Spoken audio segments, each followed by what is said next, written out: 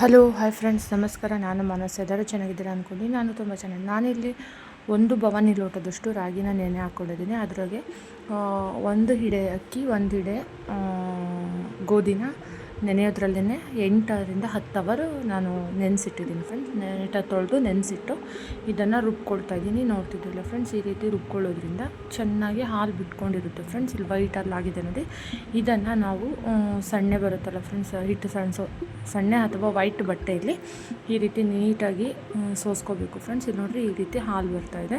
ಇದಕ್ಕೆ ಸ್ವಲ್ಪ ನೀರನ್ನು ಹಾಕಿ ನೀಟಾಗಿ ಕೈ ಆಡಿಸ್ಬಿಟ್ಟು ಇದರ ಅಂಶ ಅಂದರೆ ಬ್ಲ್ಯಾಕ್ ಮೇಲೆ ಬರಬೇಕು. ಇದರ ಬಿಳಿ ಅಂಶ ಕಮ್ಮಿ ಆದರೆ ಕೆಳಗಡೆ ಬಿಳಿ ಅಂಶ ಬಂದಿರುತ್ತೆ ಫ್ರೆಂಡ್ಸ್. ಈ ರೀತಿ ಇದನ್ನು ನಾವು ಶೋಧಿಸ್ಕೋಬೇಕು. ಇದ್ರ ಜೊತೆ ನಾನು ಸ್ವಲ್ಪ ಕಾಯಿ ತುರಿನೂ ಹಾಕ್ಕೊಳ್ತಾ ಇದ್ದೀನಿ ಫ್ರೆಂಡ್ಸ್. ಯಾಕೆಂದರೆ ನಾವು ಮಾಡುವಾಗ ಇದು ಕಾಯಿಯಲ್ಲಿ ಎಣ್ಣೆ ಅಂಶ ಇರೋದ್ರಿಂದ ಗಂಟಿಗೆ ಬೇಗ ಗಂಟು ಬೀಳೋದಿಲ್ಲ ಫ್ರೆಂಡ್ಸ್. ಹಾಗಾಗಿ ಇದನ್ನು ಸಹಿತ ನಾನು ರಾಗಿಯಲ್ಲಿ ಹಾಕ್ಕೊಂಡು ರುಬ್ಕೊಳ್ತಾ ಇದ್ದೀನಿ ಫ್ರೆಂಡ್ಸ್.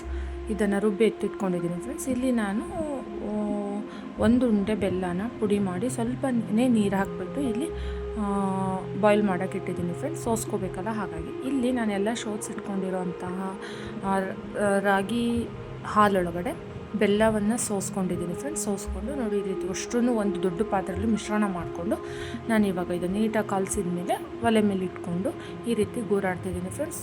ಟೋಟ್ಲಿ ಕೈನ ಬಿಡಬಾರ್ದು ಫ್ರೆಂಡ್ಸ್. ಇದೇ ರೀತಿ ನೋಡಿ, ಇವಾಗ ಸ್ವಲ್ಪನೇ ಮಂದ ಆಗ್ತಾ ಬರ್ತಾಯಿದೆ. ಇದೇ ರೀತಿ ಮಾಡ್ತಾ ಸ್ವಲ್ಪ ಗಟ್ಟಿ ಆಗ್ತಾ ಹೋಗುತ್ತೆ ಫ್ರೆಂಡ್ಸ್. ನೋಡ್ತಿದ್ರಲ್ಲ, ಈ ರೀತಿ ಕೈನ ಯಾವುದೇ ಕಾರಣಕ್ಕೂ ಕೈ ಆಡಿಸೋದನ್ನ ಬಿಡಬಾರ್ದು ಫ್ರೆಂಡ್ಸ್. ನಾನಿಲ್ಲಿ ಟೋಟ್ಲಿ ಫುಲ್ ಫಿನಿಶ್ ಆಗೋ ತನಕನೂ ಕೈ ಆಡಿಸೋದು ಬಿಟ್ಟಿಲ್ಲ ಫ್ರೆಂಡ್ಸ್. ಕೈ ಆಡಿಸೋದು ಬಿಟ್ವಿ ಅಂದರೆ ಗಂಟಾಗುತ್ತೆ. ನಾನು ಇದಕ್ಕೆ ಇವಾಗ ಇದು ಸ್ವಲ್ಪ ಆಗ್ತಾಯಿದೆ ಅನಿಸುತ್ತೆ. ಆವಾಗ ನಾನು ಏಲಕ್ಕಿ, ಶುಂಠಿ, ಲವಂಗನ ಮನೆಯಲ್ಲೇ ಪೌಡರ್ ಮಾಡಿ ಇಟ್ಕೊಂಡಿದ್ದೀನಿ, ಬಿಸಿಲಿಗೆ ಒಣಗಿಸಿ. ಇದನ್ನು ನಾನಿಲ್ಲಿ ಹಾಕ್ತಾಯಿದ್ದೀನಿ ಫ್ರೆಂಡ್ಸ್. ಇದನ್ನು ಹಾಕಿದ ನಂತರ ನೀಟಾಗಿ ಕಲಿಸ್ಕೋಬೇಕು ಫ್ರೆಂಡ್ಸ್, ಅಂದರೆ ಕೈ ಆಡಿಸ್ಬೇಕು ಫ್ರೆಂಡ್ಸ್. ಇದು ನೋಡಿ, ಈ ರೀತಿಯಾಗಿ ಅಂದರೆ ಆವಾಗವಾಗ ಸೈಡಲ್ಲಿರೋದನ್ನೆಲ್ಲ ನೀಟಾಗಿ ಅಂದ್ಕೊಳ್ತಾ ಇರಬೇಕು. ಅಂದ್ಕೊಂಡು ಸ್ಪೂನಲ್ಲಿ ಈ ರೀತಿ ನಾವು ನೋಡ್ತಿದ್ದೀರಲ್ಲ, ಈ ರೀತಿ ನಾವು ಮೇಲಿಂದ ಹಾಕಿದಾಗ ಲೇಯರ್ಸ್ ಬೀಳಬೇಕು ಫ್ರೆಂಡ್ಸ್. ನೋಡಿ, ಈ ರೀತಿ ಲೇಯರ್ ಬೀಳಬೇಕು. ಇಲ್ಲ ಅಂದರೆ ನಾವು ಪಾಕ ಹಿಡಿತೀವಲ್ಲ ಫ್ರೆಂಡ್ಸ್, ಬೆಲ್ಲ ಪಾಕ ಉಂಡೆ ಕಟ್ಟಲಿಕ್ಕೆ, ಆ ರೀತಿ ಒಂದು ಪ್ಲೇಟಿಗೆ ನಾವು ನೀರನ್ನ ಹಾಕ್ಕೊಂಡು ಅದರಲ್ಲಿ ಈ ರಾಗಿ ಮಾಡ್ಕೊಂಡಿರೋ ಇದನ್ನೇ ಸ್ವಲ್ಪ ಹಾಕ್ಕೋಬೇಕು. ಆಗ ಅದು ಆಗಿದೆಯೋ ಇಲ್ಲ ಅಂದರೆ ದುಂಡುಗಾಯಿತು ಅಂದರೆ ರೆಡಿಯಾಗಿದೆ ಅಂತ, ಇಲ್ಲ ಅಂದರೆ ಇಲ್ಲ. ನಾವಿಲ್ಲಿ ಒಂದು ಸಪ್ರೇಟ್ ಒಂದು ಬಾಕ್ಸಿಗೆ ತುಪ್ಪ ಹಚ್ಚಿ ಎತ್ತಿಟ್ಕೊಂಡಿದ್ದೀನಿ. ಇದು ಆಗಿರೋದನ್ನು ನಾನಿಲ್ಲಿ 2ರಿಂದ 3 ಪಾತ್ರೆಗೆ ನಾನಿಲ್ಲಿ ಹಾಕ್ತಾಯಿದ್ದೀನಿ. ತೆಳುಬೇಕು ಅಂದರೆ ತೆಳುವು, ದಪ್ಪ ಅಂದರೆ ದಪ್ಪ. 2 ತೆಳುವಾಗಿ ಹಾಕ್ಕೊಂಡಿದ್ದೀನಿ, 1 ದಪ್ಪ ಹಾಕ್ಕೊಂಡಿದ್ದೀನಿ. ನಂತರ ಮೇಲೆ ಗಸಗಸೆಯನ್ನು ನಾನು ಆ್ಯಡ್ ಮಾಡ್ತಾಯಿದ್ದೀನಿ. ಬೇಕು ಅಂದರೆ ಕೊಬ್ಬರಿನೂ ಮಾಡ್ಕೋಬೋದು. ನಾನು ಜಸ್ಟ್ ಇಲ್ಲಿ ಗಸಗಸೆ ಮಾತ್ರ ಹಾಕ್ತಾಯಿದ್ದೀನಿ.